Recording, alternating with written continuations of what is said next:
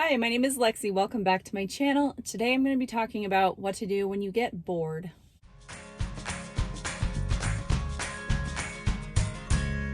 Okay, so lately I've just been feeling a little bit bored. It's January, it's cold, it's gray, it's just kind of boring, there's nothing really going on to look forward to.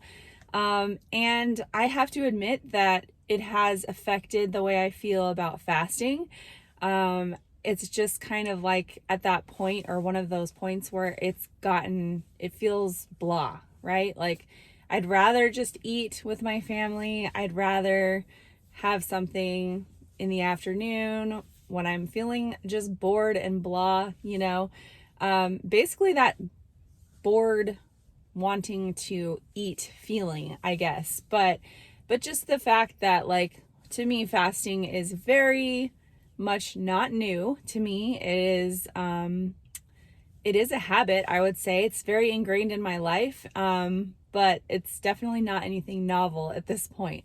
And that's just the way it's going to get for, I think, everybody. At some point anyway. So I remember seeing a comment of somebody in one of the Facebook groups that I'm in. It was a woman, and she was saying, she's like, I always like the beginning of any kind of diet when I'm starting to lose weight, because people, they give me a lot of attention and it's exciting, and, like as the weight is dropping off or whatever. But then when the attention wears off and the newness wears off, I just get tired of it. And like basically she wanted to regain the weight so that she could restart this process and have like the novelty and the attention and just like the excitement of like losing weight. And I think that we can relate to that. Like I think when you start something new, and that's kind of why people get stuck in this yo-yo dieting pattern, is that it's really exciting at first when you find something that you think is like the answer, and then you lose the weight, or at least a bunch of the weight, but then you get burned out, and then just kind of throw in the towel and say forget about it, and then you regain that plus more, and then start the cycle all over again. And that hasn't happened with me with fasting, but I think that it's normal to feel those lulls where you just are not like super motivated, you're not super excited about it. Maybe not doing it or doing something else becomes tempting, especially if the weight loss is really slowed down, or you're at a plateau and you've been at a plateau for a long time. Those are just normal thoughts that can happen. So one book that I think is really awesome is this Atomic Habits book by James Clear. I did a whole video on this last January, so you can go back and watch that if you like. But he just has really great ideas for building habits. And one of the things he talks about is this boredom factor. And I'm going to read this paragraph. It says, the greatest threat to success is not failure, but boredom. We get bored with habits because they stop delighting us. The outcome becomes expected. And as our habits become ordinary, we start derailing our progress to seek novelty. Perhaps this is why we get caught up in a never-ending cycle, jumping from one workout to the next, one diet to the next, one business idea to the next. As soon as we experience the slightest dip in motivation, we begin seeking a new strategy, even if the old one was still working. As Machiavelli noted, men desire novelty to such an extent that those who are doing well wish for a change as much as those who are doing badly. I think that's really profound, and it's true. And I just think that sometimes you have to overcome that boredom factor and sort of embrace it. And he actually says in here that at some point, everyone faces the same challenge on their journey of self-improvement. You have to fall in love with boredom. And so to me, it's the idea of like fasting in my life has to become such a ingrained habit that it's just like brushing my teeth, or exercise or something. It's not like something I necessarily get excited about doing, but it's just a part of my routine. It's a part of my lifestyle. And it's definitely become that for me. But, like I said, there's still these times where it's like blah, and you just have to find that spark again. So some suggestions that I have if you're in this sort of mind frame is honestly, I would take a planned break, whether it be a break completely from fasting, and I mean like for 1 week, not a month or anything longer, but like for a week, take a break. And it doesn't have to be a total break from fasting. In fact, I did do that once in my first year. I took a break completely off of fasting when I went to visit my family in California, and I just felt so crappy that I decided not to do that again. And so yeah, you can take a total break from fasting and see how that goes, or you can just change your schedule. If you're doing alternate day fasting, switch to a 16-8 for the week, or if you're doing OMAD, maybe just expand your window a little bit, or just switch it up, for a week. And then either you will feel bad and want to go back to what you were doing before, or maybe it is possible that you actually need a change and that what your current protocol is not really working for you and you need to switch it up. So those are two possibilities, and I think that both are fine. Like there's not one right fasting protocol for anyone, and you can definitely change it up whenever you want to. So maybe that is the case for you.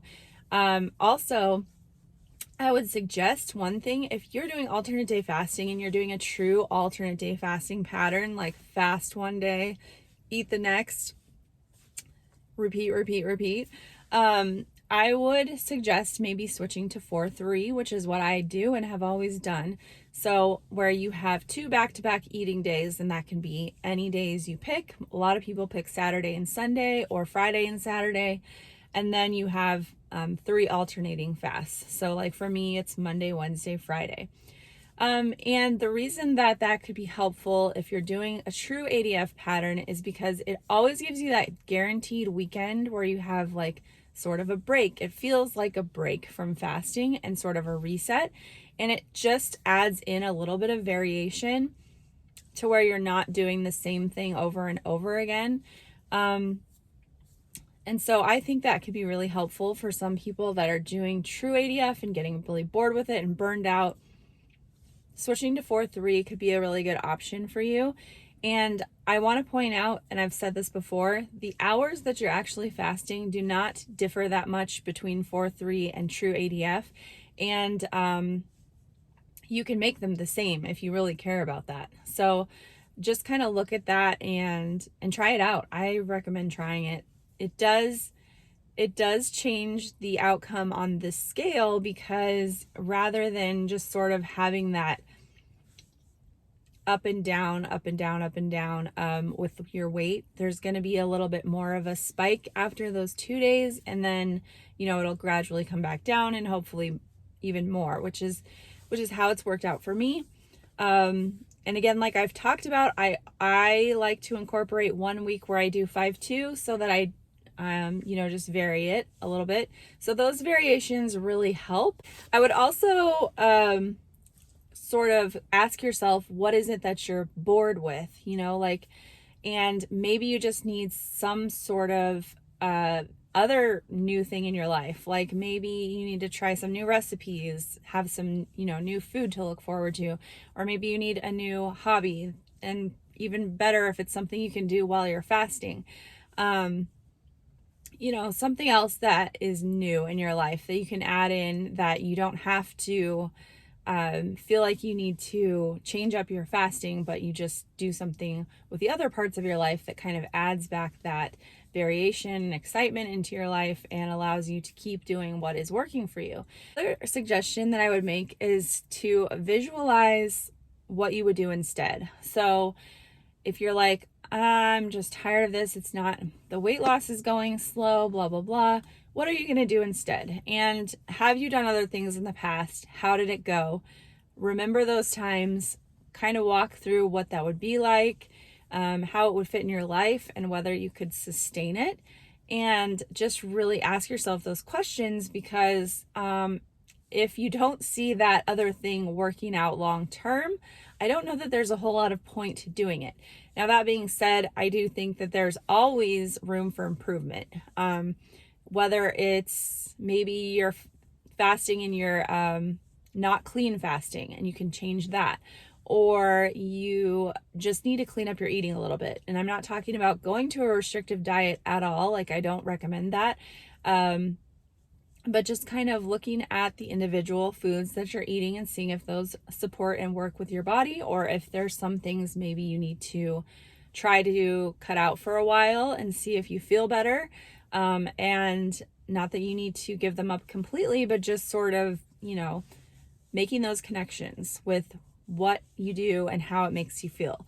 So, those are kind of my suggestions, things to think about. And also, the other thing that helps me a whole lot when I'm just feeling blah is to listen to other people's stories, especially with fasting. And so I always talk about how much I love the Intermittent Fasting Stories podcast with Jen Stevens. I love the Fasting Highway podcast with Graham Curry.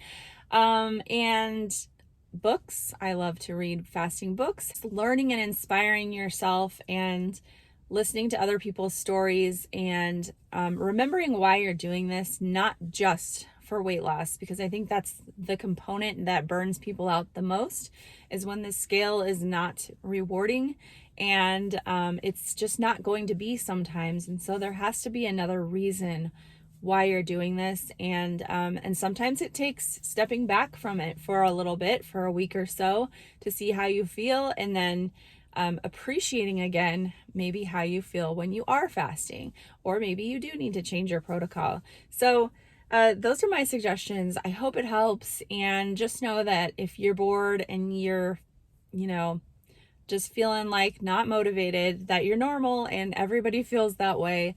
So thanks for watching, and I'll see you guys next week. Bye-bye.